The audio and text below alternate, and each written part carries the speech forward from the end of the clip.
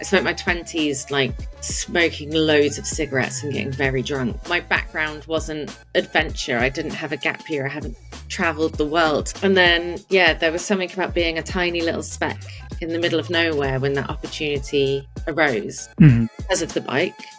And like even now, when I think about how it feels to be in the mountains and to not be able to see a road or a building and just see more mountains, and to have gotten all the way up there on my own, like on a really heavy bike, like I feel like tingles.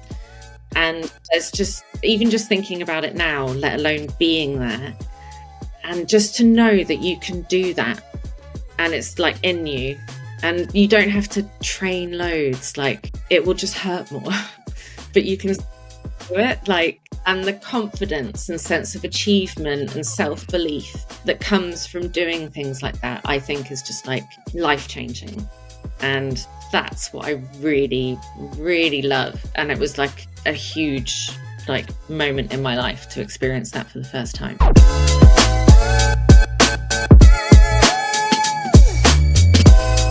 Welcome back to another episode of Ride to Success, the podcast that takes you on a learning journey to a productive, creative, and active life through the power of the bike. My name is Pedro Couto Lopez. You can find me on LinkedIn under my own name. And in this podcast, I explore cycling's global trends, community needs, innovative business strategies, and the journeys of remarkable individuals in the world of cycling. Today's guest is someone who truly embodies the power of the bike to change lives. Claire Sharpe is a mountain bike guide, an adventure cyclist, a coach, and the founder of All Terre Adventures, a community-driven initiative helping more people access the countryside and discover confidence through off-road cycling. Her journey into cycling started during lockdown. She started from riding bridle ways around Bristol. Now she's leading backpacking rallies and coaching the next generation of mountain bike guides. Claire has built something really special. And in the podcast, we're going to be talking about building welcoming communities in cycling, and more specifically, off-road cycling, how we can define inclusivity, the importance of clear communication, and how playfulness and purpose can completely shape the way you ride. I really enjoyed this conversation with Claire. It is full of insights. It showcases her passion and charisma. So stay tuned and let's dive in. Hi Claire, welcome to Ride to Success. It's a pleasure to have you on the podcast. Yeah, thanks for having me. Brilliant. It has been a long time coming.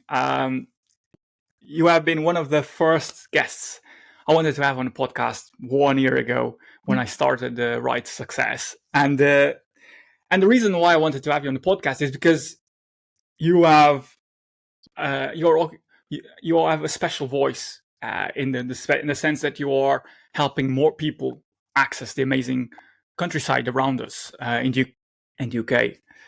And one of the objectives of the podcast is also to bring different voices that allow us, everyone that is listening, to enrich our perspective in what means to ride bikes. It doesn't, riding bikes doesn't mean one thing. It means the whole spectrum of things. And I think it's important to have different people, different perspectives, share those. So I wanted to start by understanding a little bit more about you. Probably many people that are listening to this podcast already know of you, already know of what you do. But I kind of wanted to, let you introduce yourself. From your, how would you introduce yourself? Let's start with that, because that's a great question. I'm really bad at that. Something I need to spend some time thinking about. But I suppose, in the most basic sense, I am an off-road cycling hype woman, I think. Brilliant. Then there's lots of different jobs and hats that sit underneath that. Brilliant. That's something I wanted to. I'm going to go back to the ultimate hype woman for adventuring off road. That's something I'm going to come back to because this is brilliant. So, okay, let's help create a wider picture of. So you have a kind of a broad cycling experience, from guiding to coaching to going on bikepacking adventures. And I'm curious, first of all, how all of these started and what has been the most defining moment so far in your cycling journey. So it started in lockdown. I'm one of them. Okay. Before lockdown, I played and coached roller derby and ramp skating. So I had a lot of fun hitting people on roller skates all over Europe, with Bristol roller derby, which I loved, and skated in skate parks as well. And then lockdown happened, and obviously being indoors and hitting people was definitely off the cards. So I suddenly had access to like between 5 and 8 hours a week. I'd be exercising doing that. And I only found that when I turned 30. So that was like a later in life thing. So I was thinking about what I wanted to do, and I knew it needed to have a touch of adrenaline or I'd get bored. And I thought a mountain bike was too far committing one way. So I decided to gravel bike. And from there, it just snowballed. Like I absolutely fell in love with it. It's like crashing around bridleways, like ending things really fast.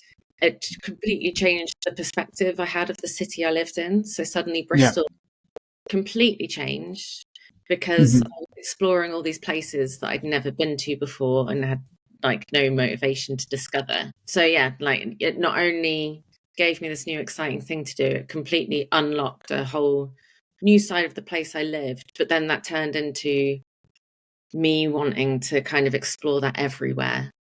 So then I got into bike packing, went to Scotland and Wales a lot. Then joined some rallies. So Komoot Rally, the Peckham Rally, did the Trinity Rally, did those 3 in 1 year. It was an amazing year. And then started to organise rides as well, and got the opportunity with New Forest Off-Road Club to train as a mountain bike guide. So I did that with them and absolutely loved it. So then trained up to get my level 3 qualification, which basically means I can guide anyone, anywhere. Like down to me to decide whether that's safe or not. And then decided to do coaching as well because I was uncomfortable with the grey area of like, when does giving someone a tip become coaching? And I was like, I just know that I can coach someone. And that's led to some really amazing opportunities, guiding with Sisters in the Wild and Ride High MTB, and absolutely love being a part of those moments with other people when it kind of clicks for them as well. And that also is something I get out of running All Terra Adventures. And it's gone a step further now, and now I train mountain bike guides too. So I'm now qualified to deliver courses, which is really exciting. Impressive. I mean, that's like an exponential growth from lockdown. That's the tricky thing to now. Like, spoken about All Terra Adventures or the Bristol Rally, or like, so it's like that's my thing at the moment. Is like how do I describe myself that encompasses all of those things without blabbering on for half an hour at someone? So if you come up with a way, let me know. I mean, it's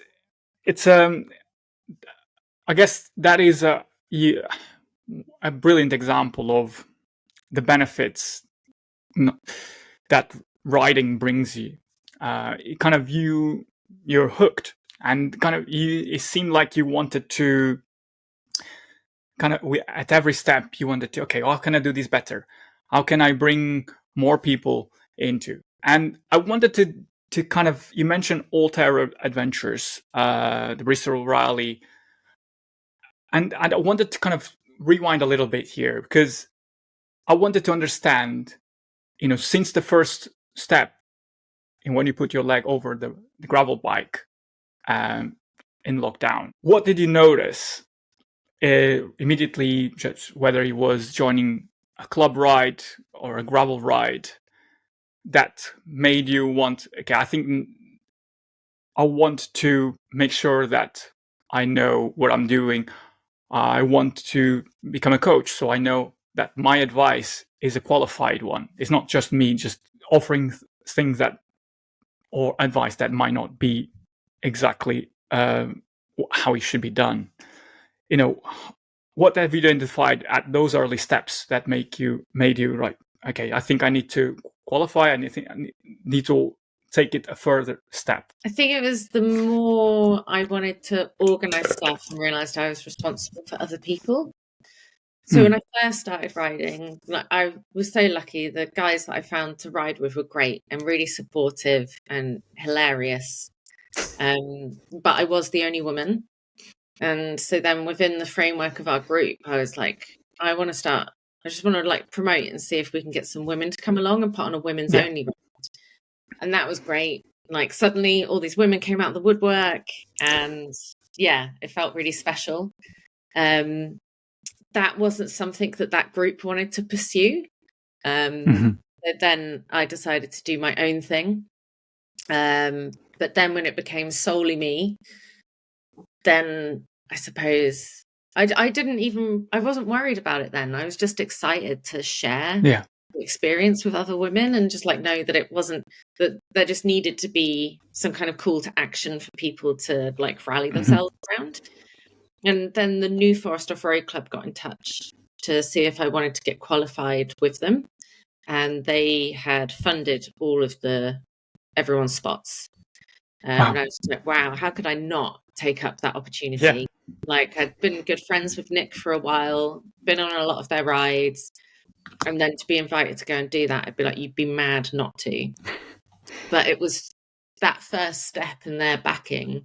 And also the amazing training we had from Pedal MTB, who I work for now, that then became the catalyst of like, oh, I can get qualified and I am good enough to be like, you know, the professional looking after people and to take full responsibility for that. And that became the catalyst. I think without those guys backing me or even putting it out there as an option, I don't know if I'd have got there myself, or like maybe I'd only just be getting there now. Okay. Yeah. So it's kind of like the little nudge then opened up this Pandora's box of like confidence and self-belief that I could do it and that I wanted to. Yeah. I mean, maybe, okay.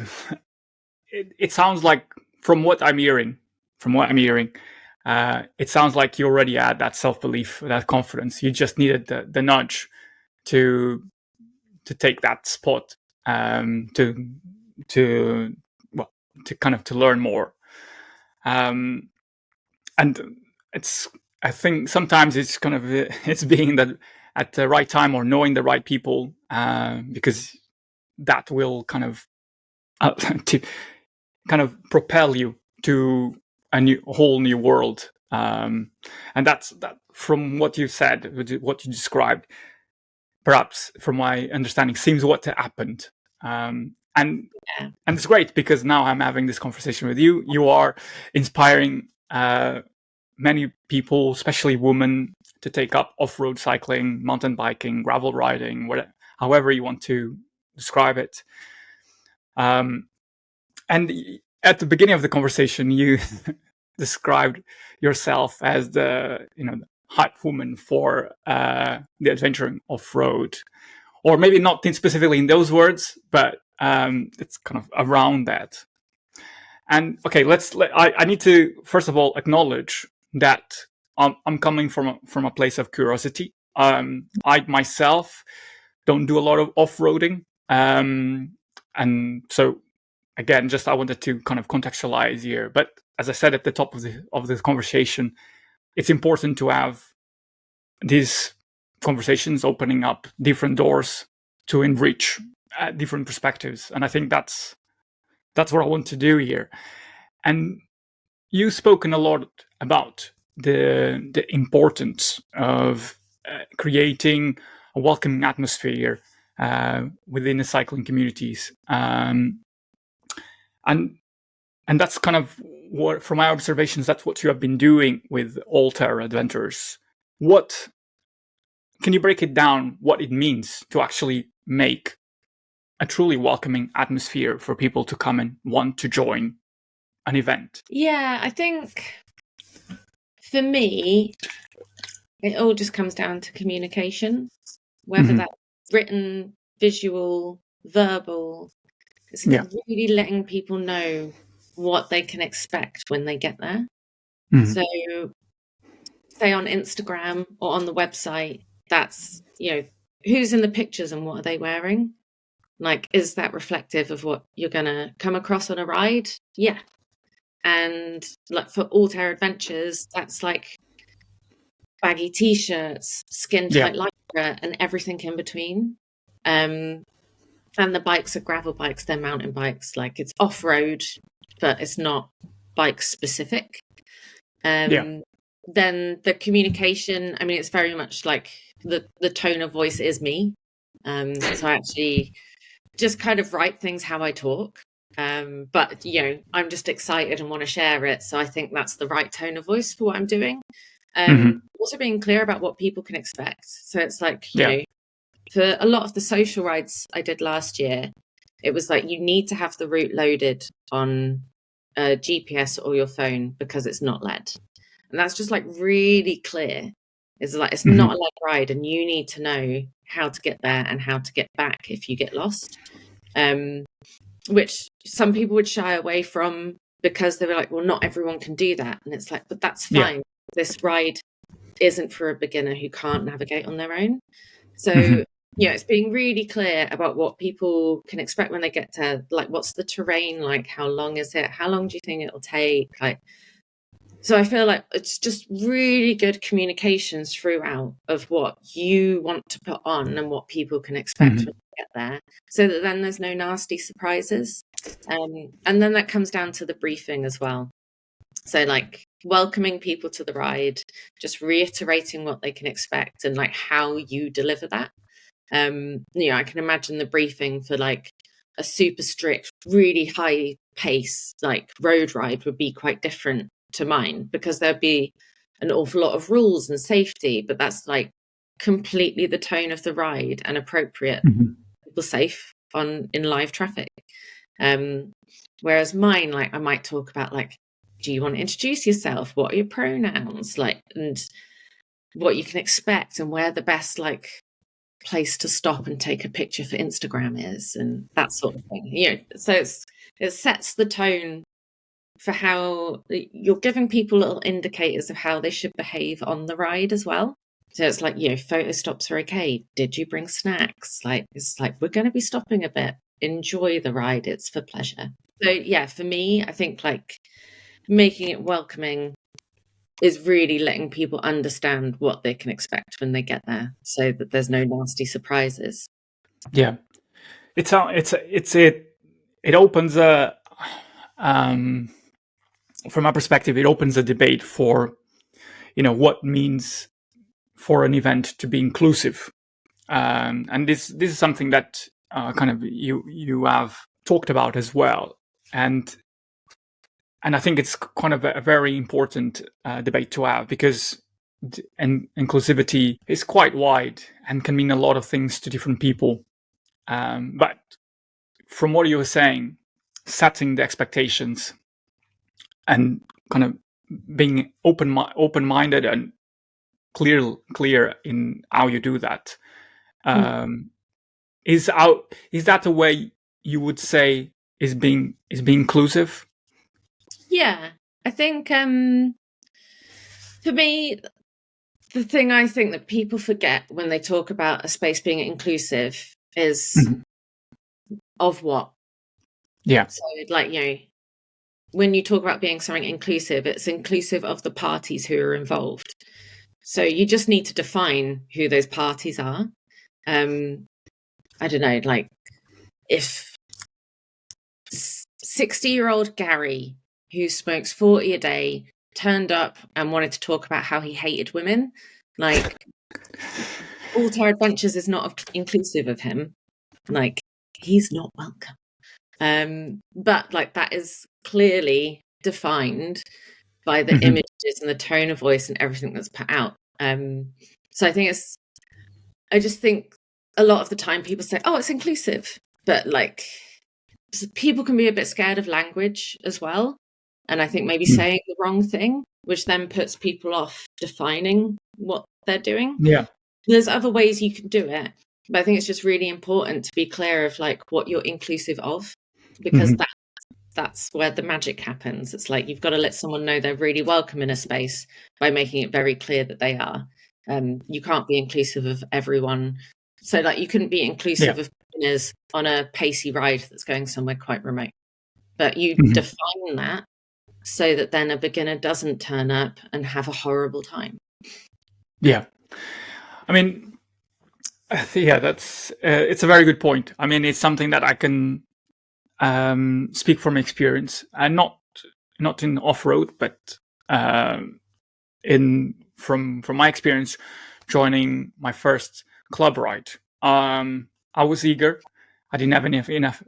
I didn't have enough experience because that's the whole point of being a beginner. You don't have any experience, and I was lucky enough that I had people that looked after me, and but the ride itself, there wasn't any message, any communications about what to expect. I, out of my own accord, had to actively seek out people within the club to find out and speak to them. What is going to happen? Like I'm just a beginner. What can I expect? And so that that's a step that I took out of my own initiative to clarify what I want, what I was going to what is going to happen. But you know that's me in an isolated case. Perhaps a lot of people won't do that because it presents a lot of friction. If you have to go and find people and talk to them to find out what it's going to be like, then you are pushing away a lot of people from riding their bikes or And for entering. that's fine. Like Mm, maybe some groups don't want to be responsible for beginners, and that isn't like their mission.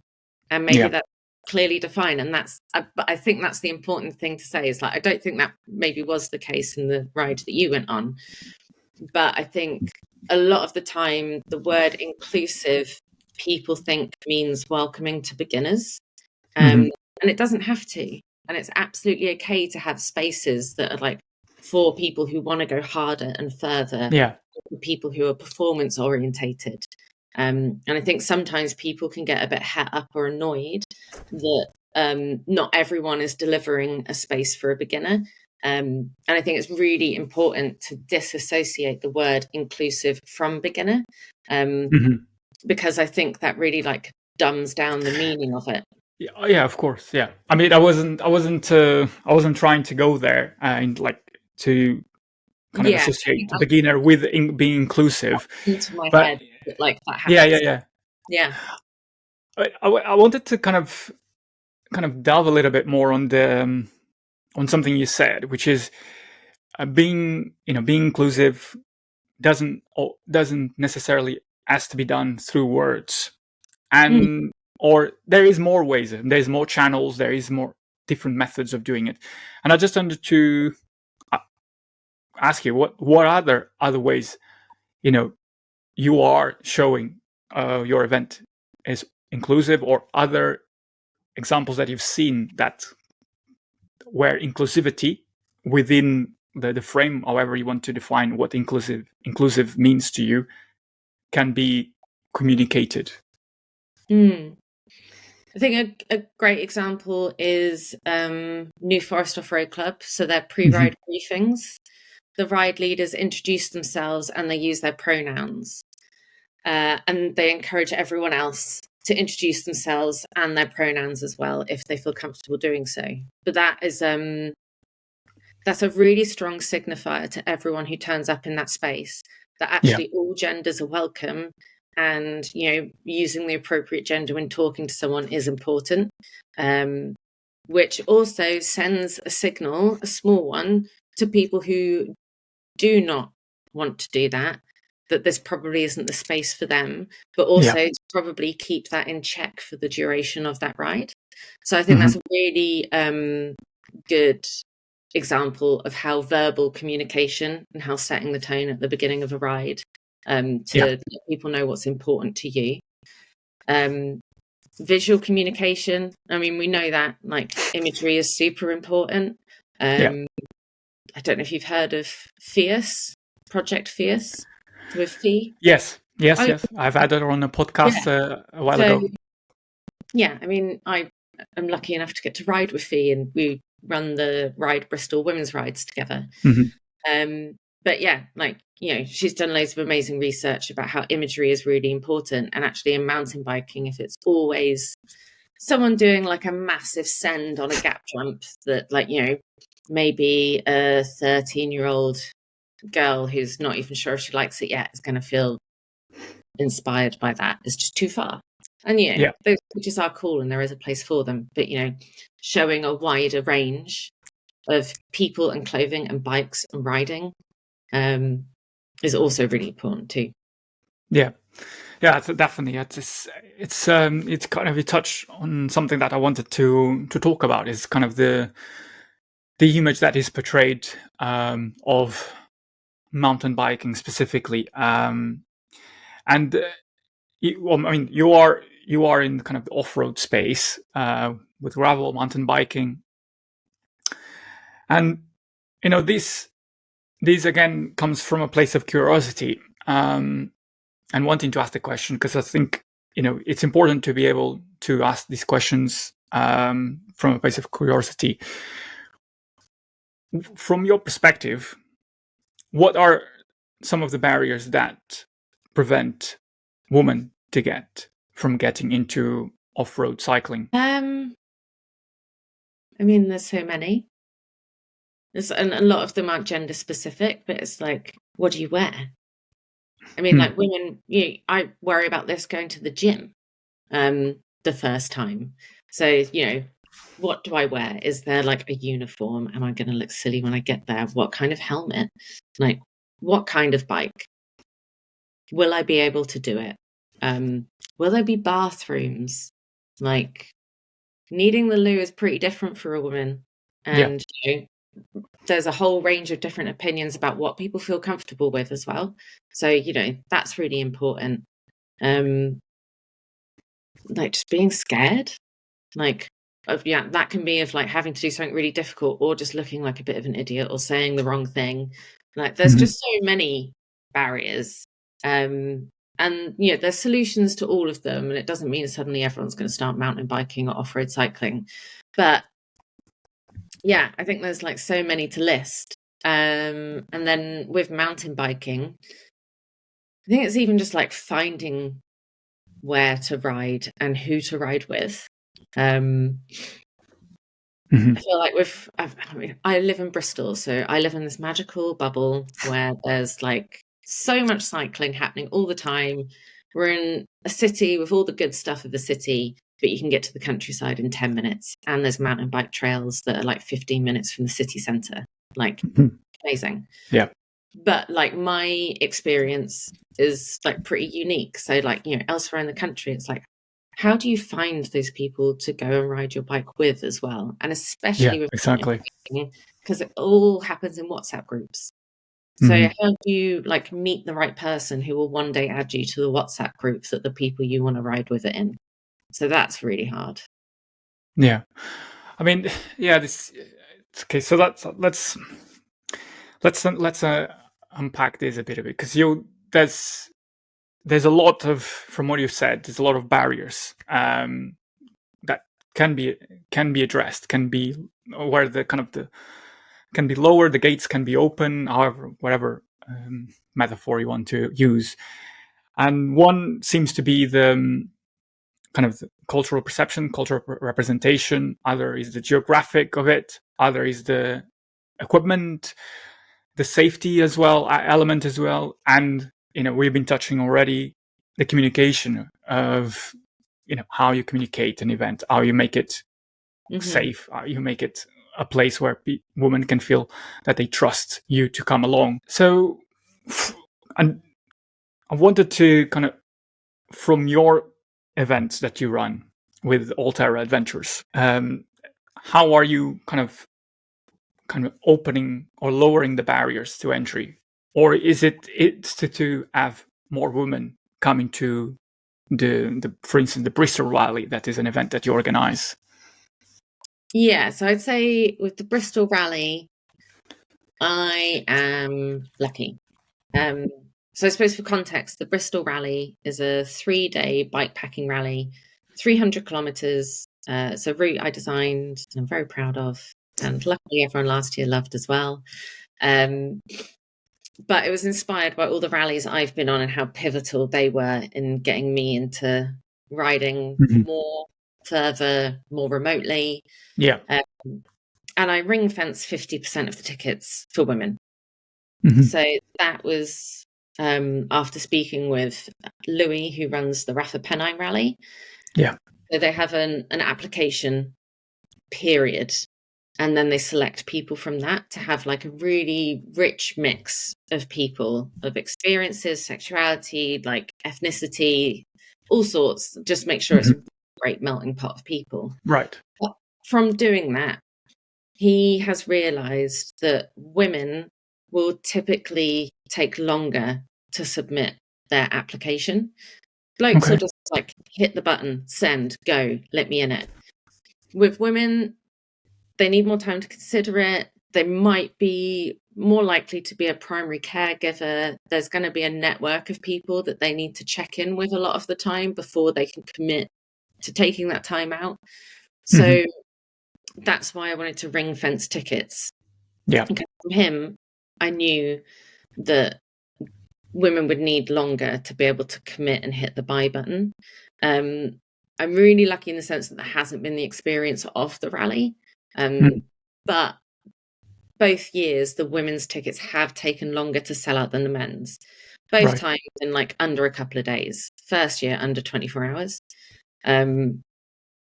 So they've gone quick. But if I hadn't have ring fenced them, there'd still be more men than women because men are quicker at making that hit the button decision. So that's been really important. And then same when tickets are returned, more of them are women because priorities shift and change.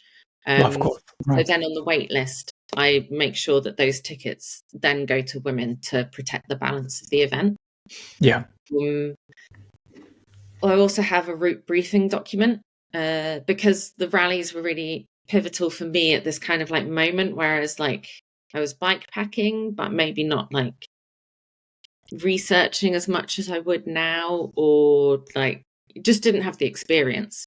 So there's a route briefing doc that has a bit of information about the route broken down, where resupply is, where the stints, where it isn't, options of places where to stay. So then there's that kind of like tricky bit that normally people do on their own that's demystified. Yeah, and that's important. They want to listen to that information or do their own, it's completely fine. But it is there for people who may not be experienced in doing that stuff on their own yet. And it kind of just like sets a bit of a blueprint for future trips or other events that you enter that you've kind of, oh, these are the things I should consider before I go. And then I guess, yeah, it's like setting people off and letting them have a good time. We do a few workshops beforehand. So we'll do a route planning workshop so that people can see how to break it up and what all the different symbols on the map mean and how to put that information. And a bike packing workshop if people want it, to talk about where to put stuff on your bike, what you might take, what you might think about taking that you could leave behind, and that sort of thing. But then after that, it's just a case of go and enjoy the route, and I really hope it doesn't rain on you. Brilliant. I mean, that's sounds very much kind of a way to reinforce kind of trust, because you are kind of almost handholding the person to make sure that they feel that, okay, this is an event. Okay, I know what information I need to know for this route. I know what's going to happen, or not what is going to happen. That's not what I mean, but I know what places to refuel, like the emergency stops if I need to stay overnight, or if I need to, however, it seems like you have kind of catered so that everyone, whatever level of adventure they want to have, they can have it. That's what I meant. And I think this, and kind of, you also mentioned the briefings. You also mentioned how you communicate that visually, how you communicate verbally, and this brings me to a question which it's kind of is kind of a topic of discussion I have, which is that I think cycling brands, events, sometimes struggle to connect with their audiences authentically. And you, as a marketing professional, who's been kind of in a marketing position for over 15 years, I believe. Yeah, it's getting there. It's a very big number. I don't like it.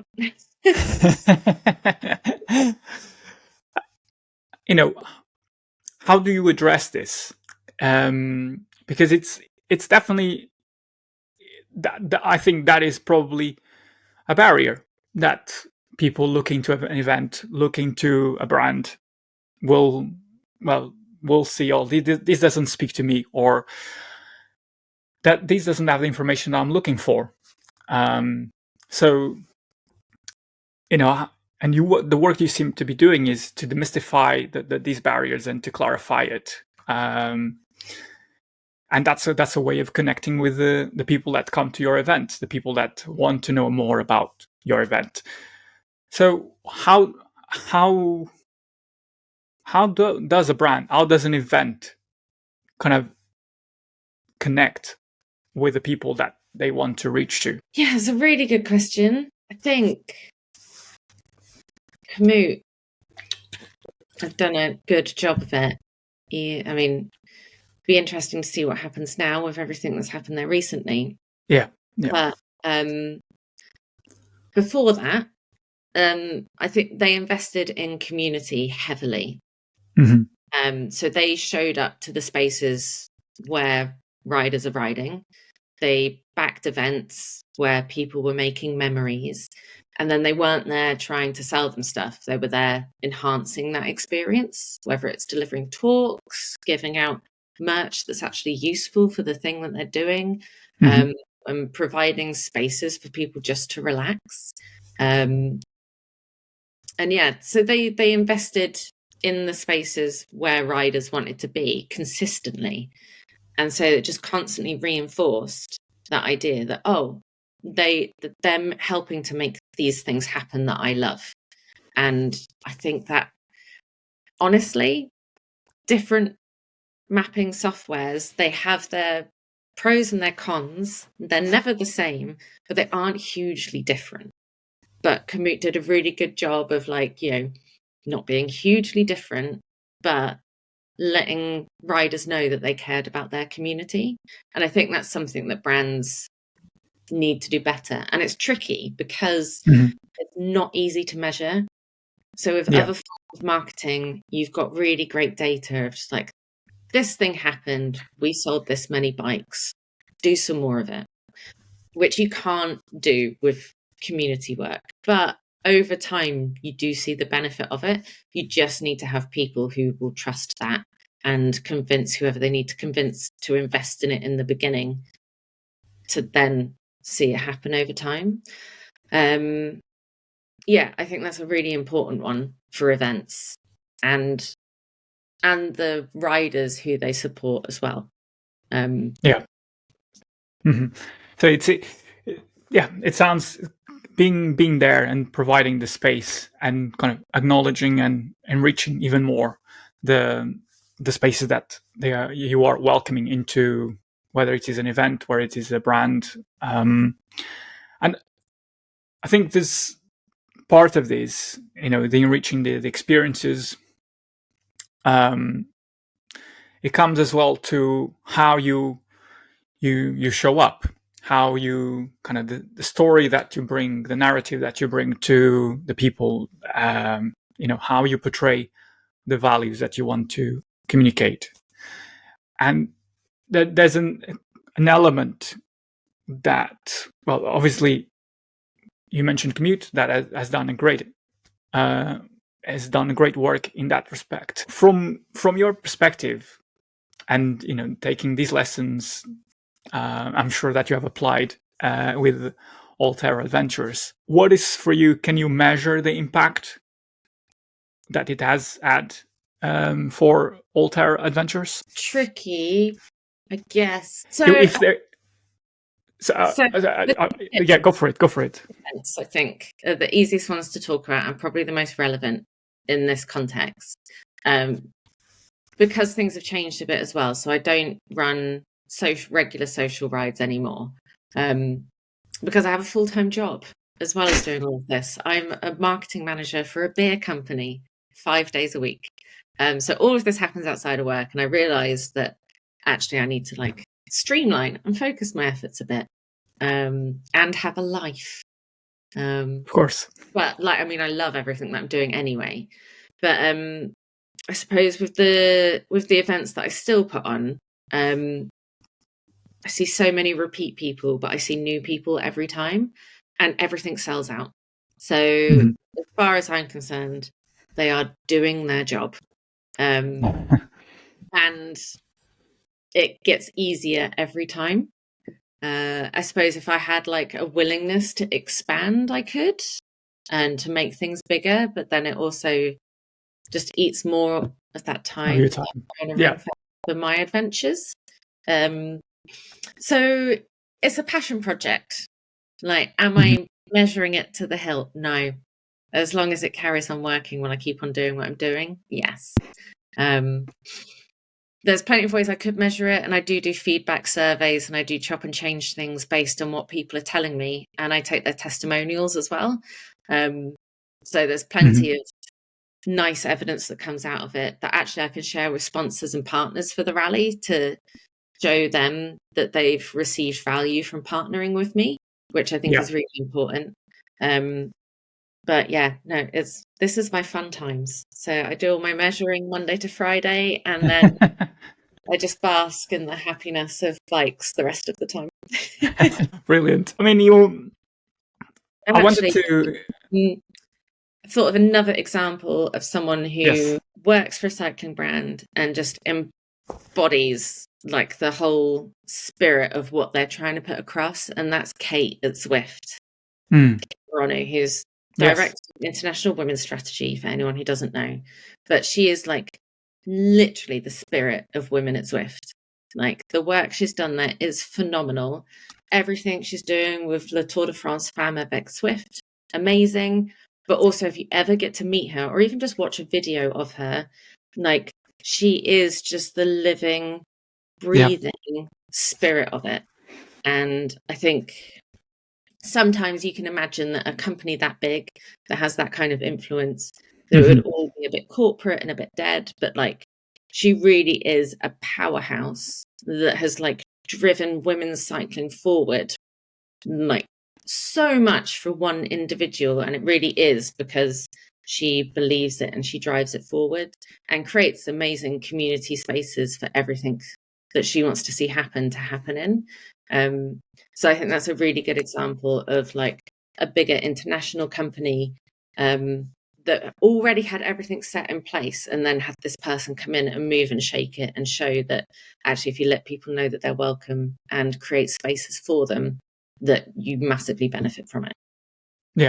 It's precisely. I've had she came on a podcast a while ago, and her energy and vibrance and kind of dedication to women's sport, to women's cycling. Sorry, to match it as well. I love Kate. Unbelievable. It's great. And touching on that kind of energy and that passion, I talk at length here on the podcast about the power of the bike to transform lives, which is true. It transforms lives. It transformed your life. Transformed my life. However it does, that's individual, but it does. And I'm kind of interested to find out from you, is there one kind of life lesson that riding bikes has taught you since you began? Loads, so many. Please share. The most profound one is probably what I'm capable of. just like under my own steam, like, and the people are, but it just like unlocked that in me. Like, I didn't come from a sporty household. I didn't grow up doing loads of sport. I spent my 20s like smoking loads of cigarettes and getting very drunk. Like, my background wasn't adventure. I didn't have a gap year. I haven't traveled the world up until this point. And then, there was something about being a tiny little speck in the middle of nowhere when that opportunity arose because of the bike. And like, even now, when I think about how it feels to be in the mountains and to not be able to see a road or a building and just see more mountains, and to have gotten all the way up there on my own, like on a really heavy bike, like I feel like tingles. And there's just, even just thinking about it now, let alone being there, and just to know that you can do that and it's like in you, and you don't have to train loads, like it will just hurt more, but you can do it, like, and the confidence and sense of achievement and self-belief that comes from doing things like that, I think is just like life-changing. And that's what I really, really love. And it was like a huge like moment in my life to experience that for the first time. Yeah, it's so powerful, these these stories of how the bike has transformed one's life, because it's if you ever could like put it in a jar, close it, and like have it that, but as kind of I guess as a reminder that the outdoors is just, well, it depends. We mentioned that geographic it presents a barrier to entry to a lot of people that want to ride bikes. Also, the kind of that feeling is kind of almost of just the adrenaline that you get from it. It's hard to describe it. You kind of you mentioned the tingling effect. It's powerful. It's powerful. It and kind of allows you to, I think, to reshift the mindset of what is possible. And well, I don't want to put words in your mouth, but for me, I can resonate with the story you shared, because it feels that is actually achievable. Being able to ride, being immersed by nature, being surrounded by the wonderful earth that we live in, and knowing that you got there on your own steam, and all of this was hundreds of years ago, and you are a little speck of dust within the universe. It's just mind-boggling when you think about in this perspective, but it allows you to kind of, again, to what you mentioned, just kind of give you a new sense of perspective into the world, and just like, wow, gives you admiration, I think, from my perspective. And I think it's so far to do it either. So like that experience that I was remembering is being in the Alps on the Torino Nice rally, but it was like the first time that I'd really felt like lost in the mountains in a great way. But I can have similar feelings close to home, like riding the Gap over in Wales on a clear day. It's not that far from home, but it's amazing. But then also there's like some switchbacks in Ashton Court, and I can ride those before work in the morning. And when the sun's like coming through all of the leaves, it kind of looks like you could be in Canada or somewhere. And even that is just magical, to be like, oh, I can do this on a Monday before I go to work, and still have this feeling of just like being completely immersed in nature and having got there under my own steam. And so, yeah, I think it's important to remember it doesn't always have to be an epic as well to get those feelings. But like, I mean, it's great when you do get the opportunity as well, because, yeah. Yeah, precisely. It's I mean, well, you just have to think of a kid, the first time they ride their bike. They're just riding around, whether it is the cul-de-sac or around the block or in the park. And that same sense of adventure, that same sense of freedom and of sense of exploration, just from riding around in circles in the park, is the same sense, the same feelings, a bit more expanded perhaps, that you have riding wherever you are riding. So I think that's one of the joys of riding a bike. And I think for me, like playfulness as well, Mm. which I think is why for me it's off-road cycling, because there is, and I'm sure there is in road cycling, there just isn't for me, but like there's a sense of like playfulness with off-road cycling as well, where like you're trying to find the right line, or maybe you're falling off, or you're trying to do something silly, and so it's like playtime on a bike as well, because there's a game and you're trying to find your way through the game, and I really love that feeling too. Yeah, that's actually that's a very, very good point, because it's you. Yeah, could you describe it as playing bikes? Could you describe it, the fun time you mentioned? Could you describe it as like, let's play bikes? It's not something you hear, but could it be described as that? Yeah, I think so. And it's like, I suppose if you were like coaching a group mountain biking or something, maybe some like quite stern adults would recoil from the word like, let's play some games. But if you worded it differently and be like we're gonna mess about and do some skills, same thing, just worded it differently so it's a bit more palatable to someone else. And yeah, I think like that's really important as well. I mean, like that's why if you started riding bikes when you're really young, like you might be a wheelie king now that can do a sick whip, but it's because you played games over and over and over and over.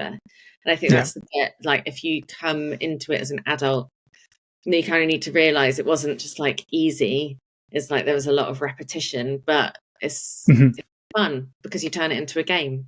So it's not like precisely for the sake of practicing. It's like, right, we're going to mess about and see if we can endo.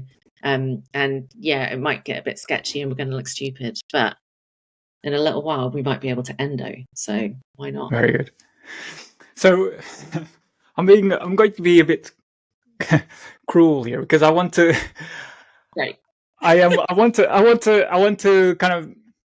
I want to carry on this playfulness that the conversation is taking us to, but before we get there, I want to take it slightly to a more somber question, if you will, which is, and forgive me in advance for this, but I need to ask this question because it's I think is critical. I think we have touched upon it slightly, but I want to have your take as well on the podcast.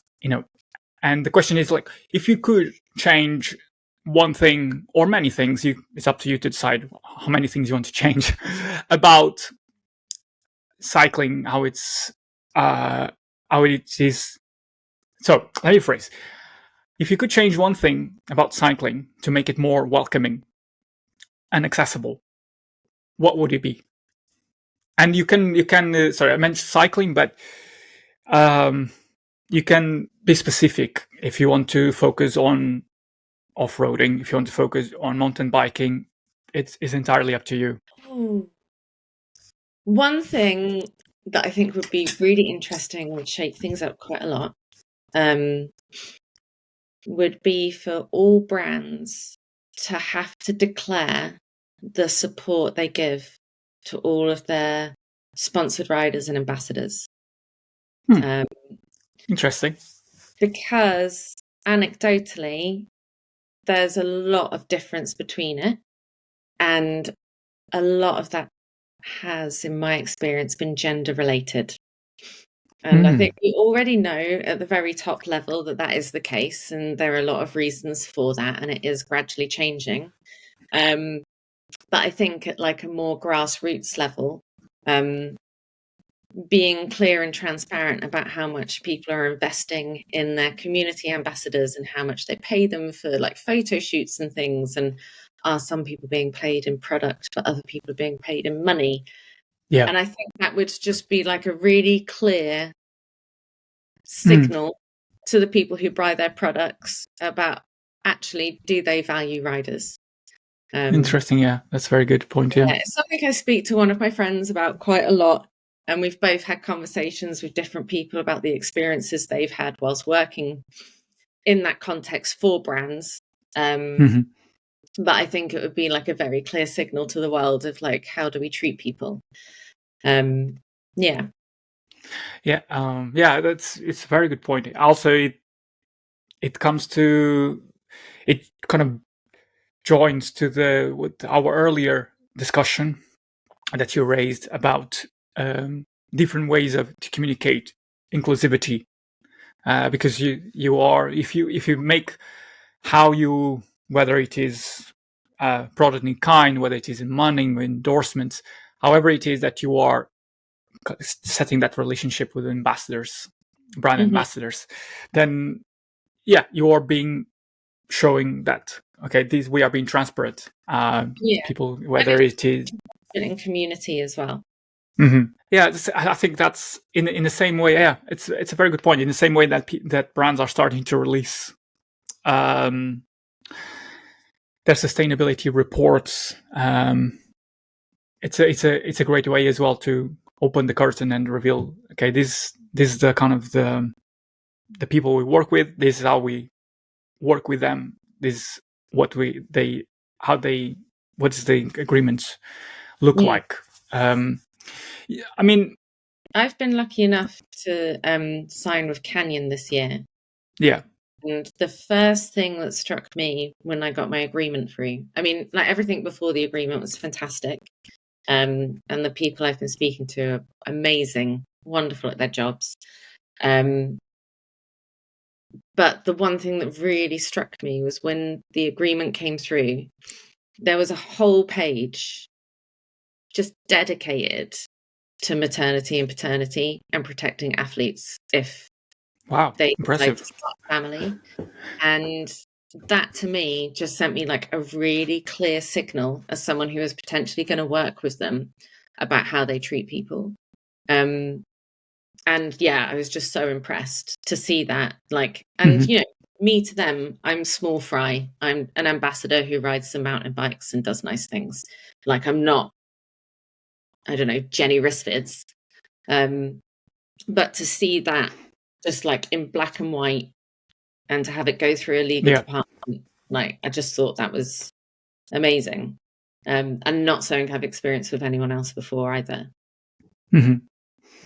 Yeah, it's I guess. Well, I don't know a lot about Canyon, but I know that you as a brand ambassador for Canyon, you're part of a collective.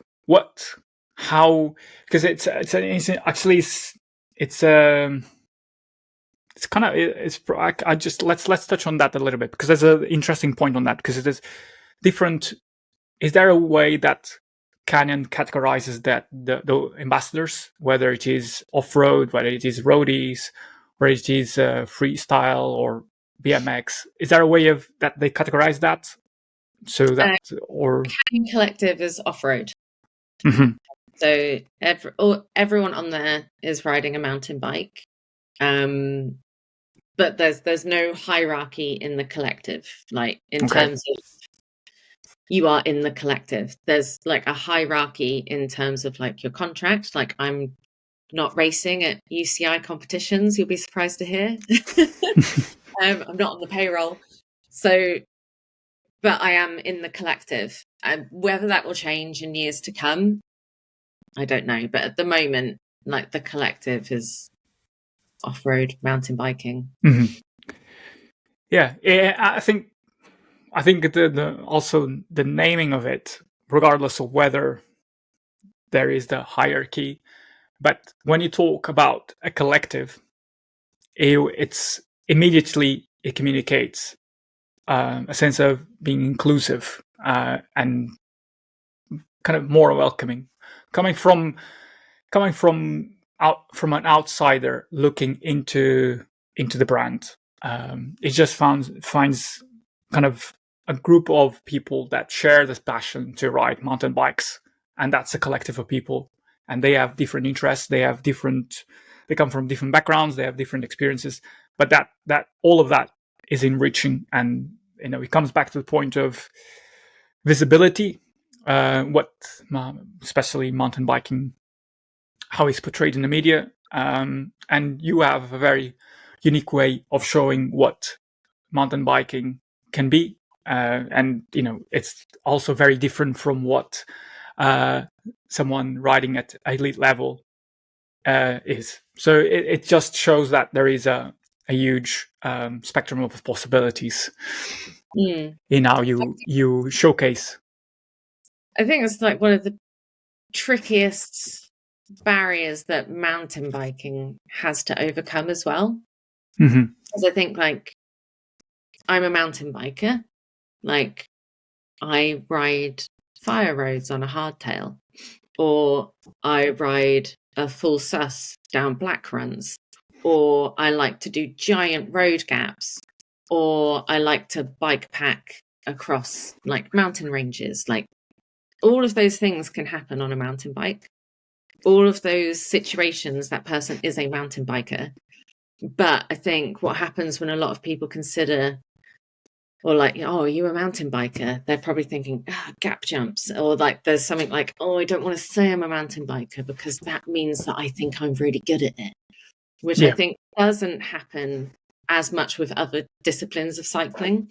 But there's something about like the way mountain biking has been portrayed traditionally that then makes it really hard for people who feel newer to it or less experienced to be able to answer the question, are you a mountain biker? With yes, confidently. So yeah, it's a really tricky one, I think. I every now and then put up a video on Instagram where it's just me riding a mountain bike, and it's like, are you a mountain biker? Yes. Mountain bike. Doesn't matter what's going on it. Like, sack off everything else. Yes, you are. Brilliant. So I wanted now to bring them more to bring us back to the fun side of things. I wanted to like a bit of a quick fire questions here. What is your personal ride bucket list? One ride that you kind of sits at the top of your bucket list. I can't choose, so I'll just go with Dolomites, because that's what I'm doing this year for my 40th. I'm taking brilliant. friends bike packing in some really pointy Italian mountains, hopefully with loads of really good food and views. Brilliant. And for someone that is listening that might feel intimidated of the idea of adventure, off-roading, what advice would you give them? Just do it. I think because if you don't try it, you'll never know. I think a lot of the time people are like, oh, I need to get fit. I'll come when I'm fit. Like, the most fun way to get fit is to do it on a bike, having fun with lots of other people.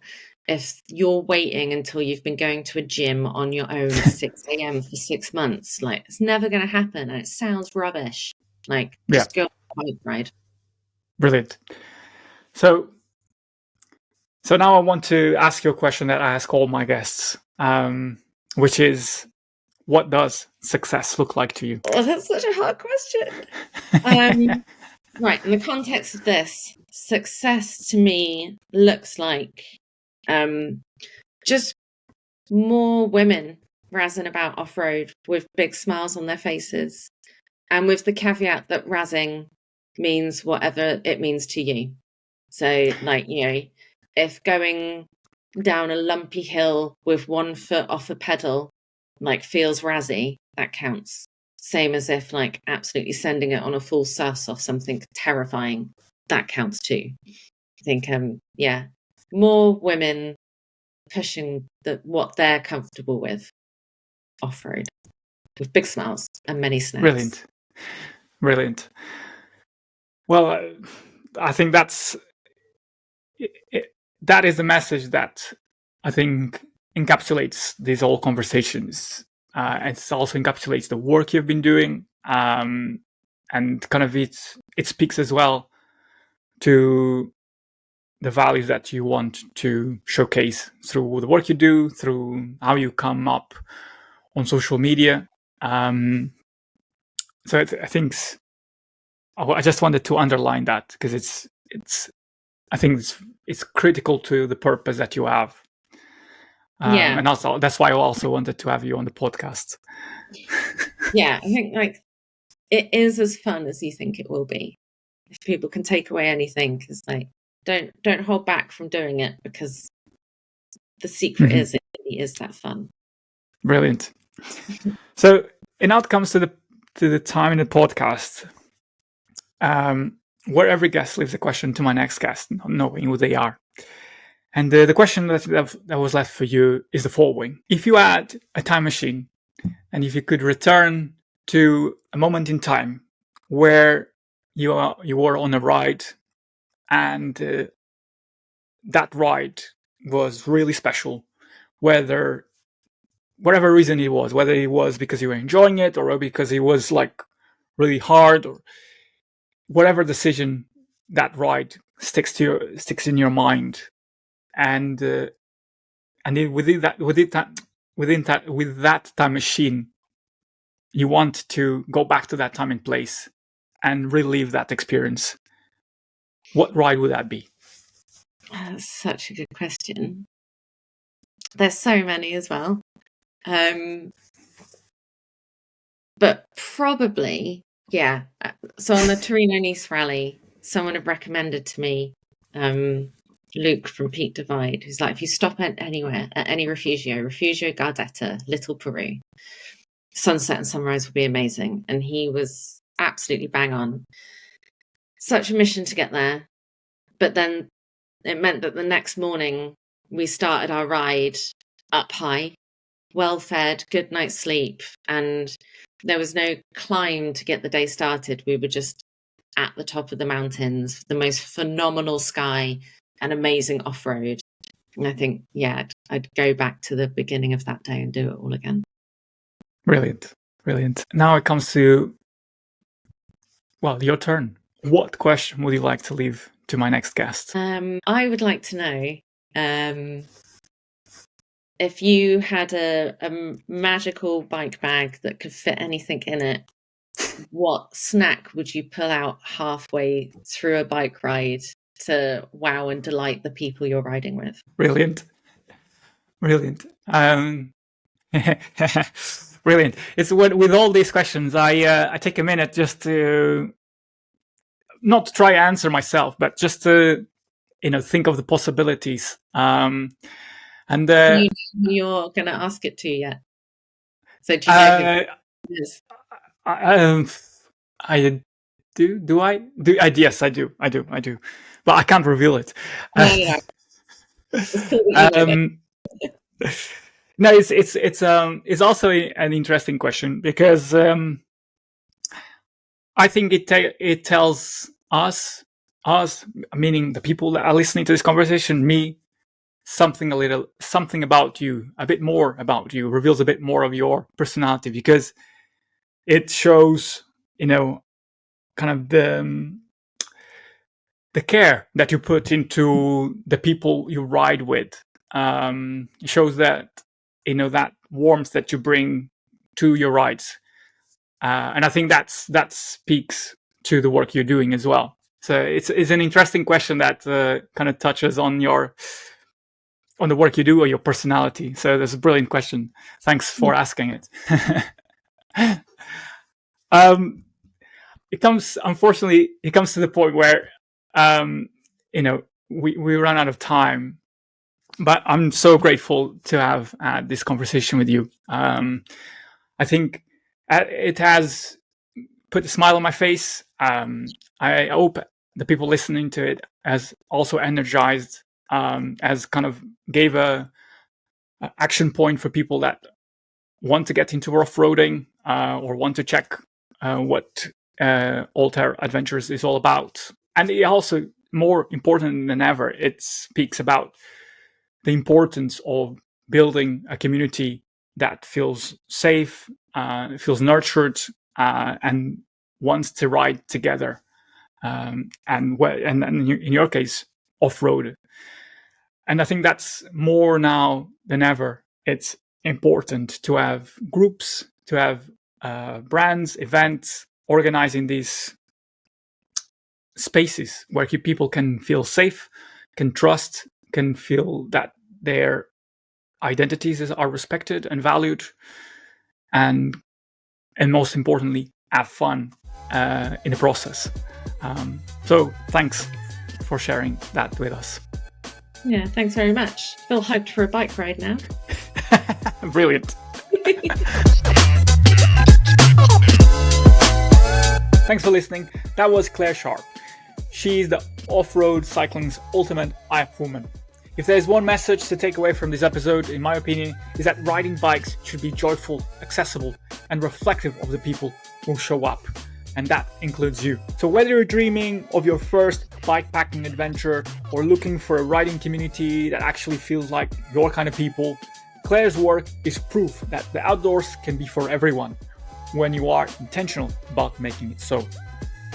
If you enjoyed this episode, don't forget to follow, subscribe, leave a review, and share it with someone who needs a little bit of inspiration to get outside and explore. I'm your host, Pedro Couto Lopez. You can find me on LinkedIn under my own name. Until next time, keep riding towards your own version of success, and don't forget to pack snacks.